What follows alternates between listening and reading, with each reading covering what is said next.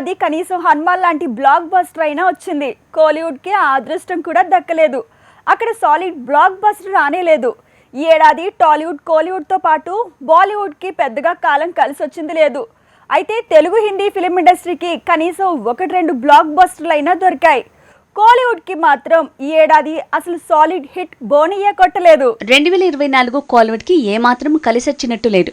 వాళ్లకు తెలుగు హిందీ ఫిల్మ్ ఇండస్ట్రీస్తో పోలిస్తే single solid block buster దొరకలేదు. ధనుష్ హీరోగా వచ్చిన కెప్టెన్ మిల్లర్ కోలీవుడ్కి పాన్ ఇండియా హిట్ని తీస్తుందనుకుంటే సోసోగా ఆడి సగం సంతోషమే దక్కేలా చేసింది. ఆయాలాన్ కూడా అంతంత మాత్రంగానే ఆడింది.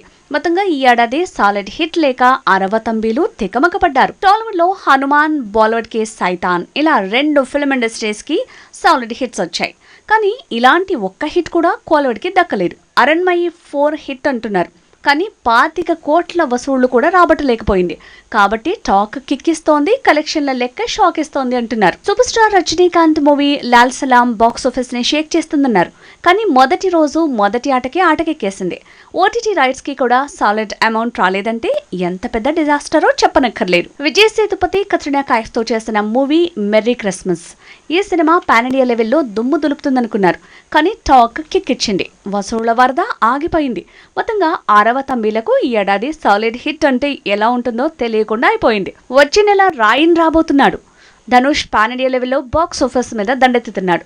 ఇక లోకనాయకుడు కమల్ హాసన్ చేసిన భారతీయుడు 2 జూలైలో రాబోతోంది. కాబట్టి వచ్చే 2 నెలల్లో బాక్స్ ఆఫీస్ బెండ్ తీసే బ్లాక్ బస్టర్ వస్తుందని ఆశపడుతున్నారు కోలీవుడ్ స్టార్స్.